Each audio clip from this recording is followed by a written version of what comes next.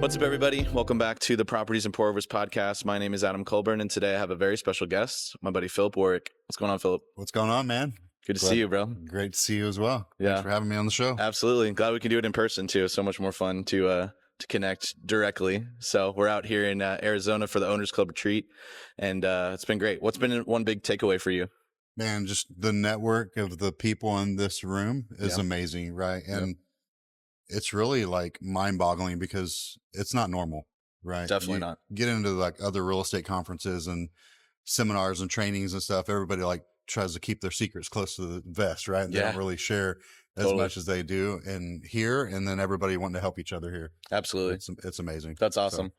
So good. So good. Well, so just to introduce yourself to our listeners, can you tell me where you're located in the country and what does your business look like currently? Okay. Yeah. So I'm Phillip Warrick and I'm actually from Houston, Texas, born in Houston, raised in Houston.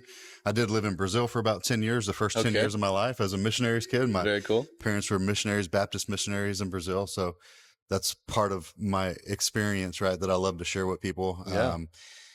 But yeah, man, I'm a full-time real estate investor. My wife and I started buying houses when we were 21 years old and, went full-time in December of 2003. Wow. Right before we turned 24. So we've been in real estate for 20 plus years. That's man. amazing. Yeah. And so what's the portfolio look like? Are you mainly a buy and hold guy? Are you fix and flipping? Like kind of break down what's your operation look like? Yeah, that's an amazing question. And we do a little bit of everything, right? Okay. So we're basically what you would call a real estate serial entrepreneur. Sure. We buy, fix and flip. We buy and hold.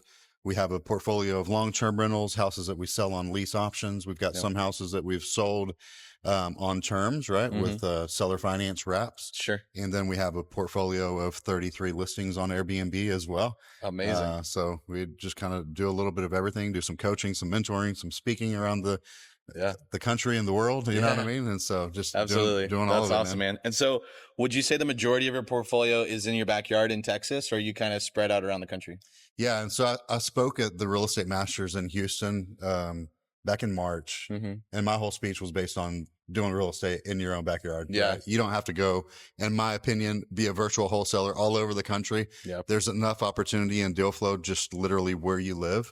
And so I'm a big proponent of that. And I'm a family man. I've got 4 kids and now we got a couple of grandkids, and I don't want to be traveling all over the world unless it's just to come to like these conferences for a few days. But that's where I'm at, man. I love doing deals in Texas, in Houston. We've got some holdings in San Antonio as well, which is just a 3-hour drive. I can go there and back on the same day. Yeah. Well, there's just, especially in Houston, there's just so many opportunities because it's such a giant area. Yeah. Right. And so if you hyper focus in like your specific neighborhoods, markets and stuff like that, you get such a unique perspective and you have like the finger on the pulse, right? So you can get the best deals, you build the relationships with your contractors, with your agents, with everyone else.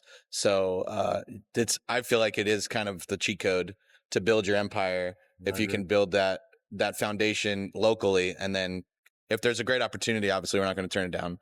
Well, that's true. And like, even with those San Antonio deals, I took those down. I don't have a crew in San Antonio. I don't have painters and flooring and all of my trades there, but I took those because they were great Subto deals. They were sub 3% interest rate loans and they were pretty much turnkey. Like we did carpet cleaning and some touch up paint. Right. So on deals like that, we'll take them down and I can manage from a distance, especially when we do lease options, because with the lease option tenant buyer, they're pretty much responsible for all the maintenance and upkeep. Right. So we're not dealing with tenants and toilets. Right. So that's amazing. Yeah. Love it. And so 21 is when you got your start. Yeah. Like, 21 years old, man. Tell me how that came about. Was real estate in your family? Did you have like an early mentor, like to jump in that early and stay in the game for as long as you have, like never really being employed? That's a really interesting like career path, right? So take me through that.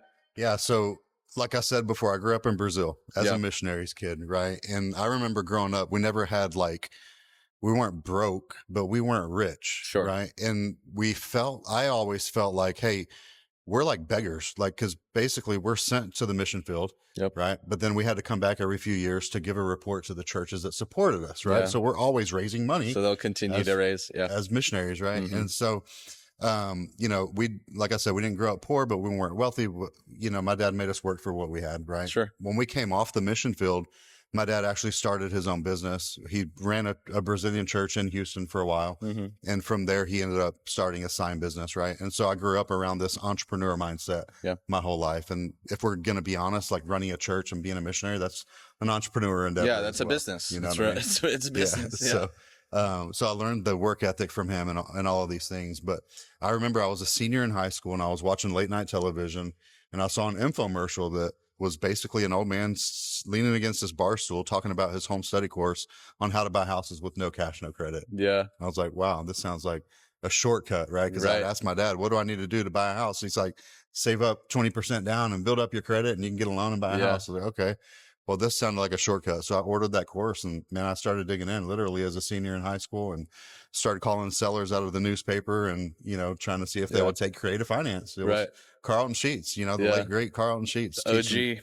Teaching how to buy pace houses. Before pace. Yeah, exactly. So that's awesome, man. That's kind of how that all kind of began. You know, just growing up under an entrepreneur and then being an entrepreneur. Yeah. And just taking the action. I love it, dude. That's so cool. And so when you were first getting started, was the plan to just build a rental portfolio creatively, or was wholesaling really even a thing back then?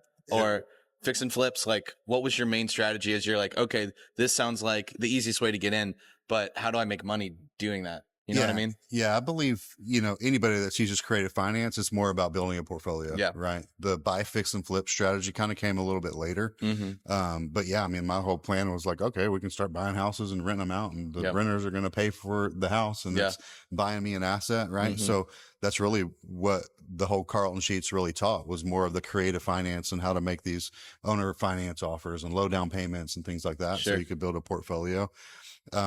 From that, one of the things that he did mention was, hey, find a local real estate investment group. And I'm like, what in the world is that? Right. Yeah. So one day I'm calling the leads out of the newspaper and this lady says, hey, Phillip. I said, yes, ma'am. She's like, are you reading from a Carlton Sheets script? I'm like, you got to be kidding me. How the heck did you know, man? And she's like, look, there's a real estate investment club in Houston. They meet the first Saturday of every month. I think you should go out and see what they've got. Right. And so I went and I walk into this room and it's literally 500 people and vendors all over the place. And they meet every month and they have speakers coming in, teaching all these different niches within real estate. And that's when I really started kind of taking this journey of finding mentors and coaches and going through that whole process. That's amazing. Man. Yeah. Really cool. So take me through your first deal. Like, how long from getting the Carlton Sheets, getting plugged into this community, what was that first house that you bought? Well, coincidentally, the first house I bought was actually a trailer in a trailer park that was basically on the street behind the business that my dad had. Okay. And was driving through there and found a rundown one and it had like a little for sale by owner in the window and I called on it. And dude, I think I bought it for like $500. It was like, trash. It was trashed out. And we just basically cleaned it up, got all the trash out of it, and then just resold it. Right. Sure. And that was really my first deal. And I wasn't even 21 then. I'd say my first deal was 21 years old. And that deal was actually an on market property, but it was a probate lead. Right. Okay. So it was the brother of the deceased lady who was selling it. Yeah. And, you know, we bought that house, 2517 Hillshire, $79,000, man. Wow.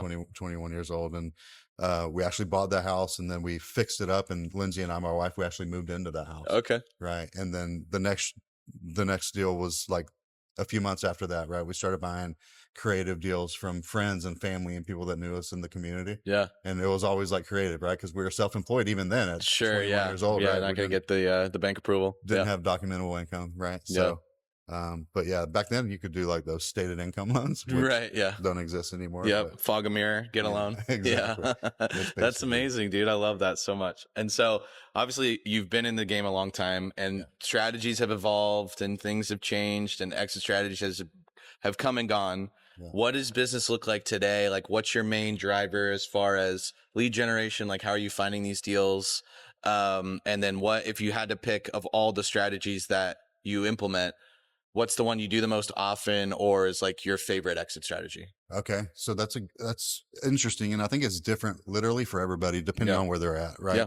So you have some real estate investors, maybe they're getting started. They have more time than they have money. Right. Sure. So what they need to do is go out and do the marketing, call the FSBOs, get deals under contract, and then find somebody like me or you that they can assign that contract to. Right. And make, $5,000, $10,000, $15,000 on an assignment fee. And believe it or not, we still wholesale deals, right? Yeah, so totally. I partner with these kind of guys and either buy them from them or help them find a buyer for them as well. We wholesaled a deal just a couple of weeks ago, and we split a $7,000 check. Not a home run, nothing great, but hey, pays the bills, Absolutely. Pays for some marketing, keeps the lights on. Yeah. Right. And so, I learned, like, early on, one of the regrets that I had when I was going to those trainings and those seminars, I remember sitting next to an older guy, and he had hundreds of houses. Right. Yeah. And I asked him the same thing. Hey, what's your advice? And he was like, start with wholesaling. Like, what do you mean wholesaling? And he's like, yeah, get the deal under contract, assign that contract to somebody like me that can actually buy it, and you'll learn more. You'll make a quick profit. Yeah. And then you learn while you earn. Yeah, absolutely. Dude, I didn't hear it. What I heard was greed. I was like, oh, you want me to do all this work so you can go make 20, 30, 40 grand and I make 5? That doesn't sound cool. Right. So I didn't start with wholesaling. I just kept buying and buying. Right. And what happened, man, in 2008, when the market crashed, I had accumulated 57 houses. We had 57 houses on the books, right? Wow. So we were buying them, fixing them, refinancing them, and keeping them. We were buying creative Subto deals, and then we were putting lease option tenant buyers, right? And my goal was like, hey, within 4 years, we'll have a lease option tenant buyer cashing us out once per week. That was the goal. Yeah. Well, when 2008 happened, instead of these tenant buyers cashing us out, they got scared. They couldn't buy the house. Right. We started getting houses back, a house a week. Yeah. Right. So we couldn't handle that. Yeah. Now you're carrying all these loans. Yeah. So that created a huge bottleneck. And so right then I learned how to start owner financing. Right. So I owner finance some of those houses, which I still regret to this day, because if we would have just held them as rentals, they doubled in value after 5 years. You know what I mean? But to your point, dude, like the market's always shifting. It's always changing. My favorite way of buying houses is still creative. It's buying them subject to taking over payments, especially right now when you can pick up, 2, 3, 4% interest rate loans. Absolutely. And holding those as rentals. Yeah. Love it, dude. Yeah. That's awesome. And so we're here. We're both a part of Owners Club, right? And Pace has really pushed this Mount Everest, right? This large vision that we want to chase after for the next 3 to 5 years, and we can't do it alone. What's that Mount Everest for you? Yeah. So I built our business on working with private money lenders, right? And these are people that have capital, but they don't have time to invest full time. Maybe they have money in a 401k or bank CDs, God forbid, making like 3 or 4%. Right. Right. Yeah. And so what we did is we partnered with them. We pay 8, 10, 12% interest, depending on how much capital they've got and how long they're willing to deploy it. Sure.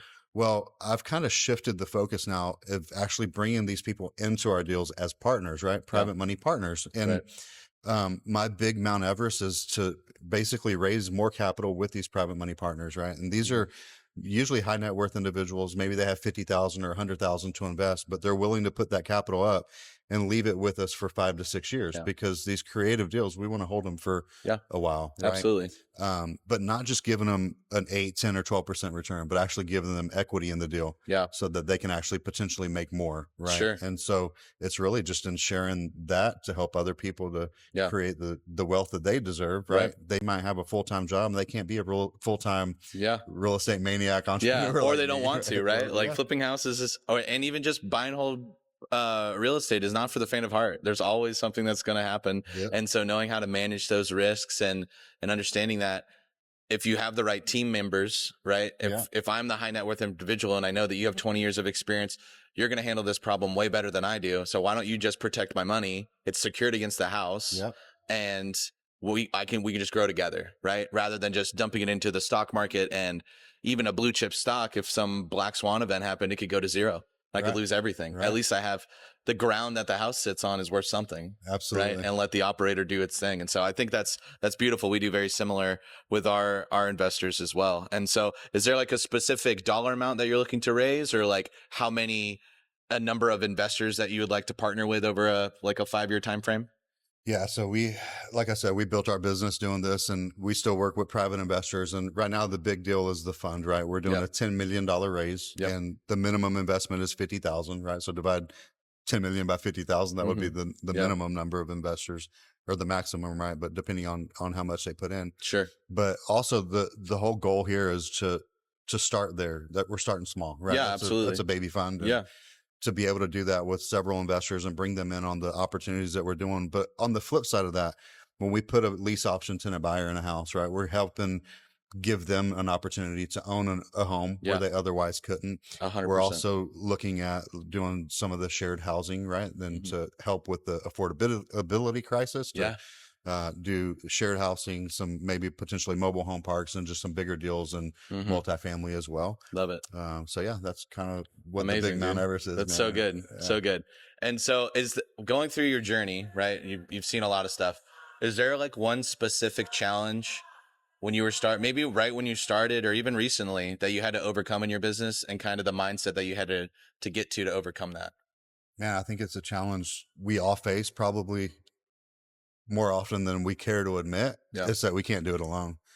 Right. My wife and I, we've been like grinding for 20 plus years, and it's been my wife and I, right? And some private money lenders and employees here and there. And, you know, we got a great team. We got, you know, people that bend over backwards for us and in our trades to help us get the houses turned around. Yeah. But man, just really networking with other people and partnering up, and you can go so much further with people than you can by yourself, right? 1,000%. And like, I literally have to remind myself of that, like every day. Yeah. Every day. I'm like, man, it's the who. Right. Well, and it's like there's, at least for me, like it was a very limited mindset where it's like, I need to bootstrap this. I can do it myself. So, but it's like, have you really ever done anything yourself? No.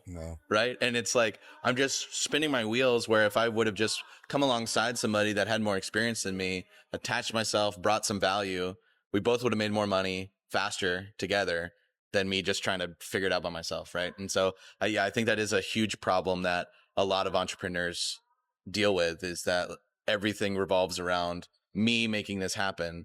And if you can delegate those tasks, you'll actually buy your time back, but then also give it to somebody that has a unique skill set that's better than you at a lot of things, right? And so you can't be a master of everything, right? That's the truth, man. Yeah. Anything I can do, you can do better. So come help me do my thing. Right, you know absolutely. I mean? So yeah. Okay. That's awesome.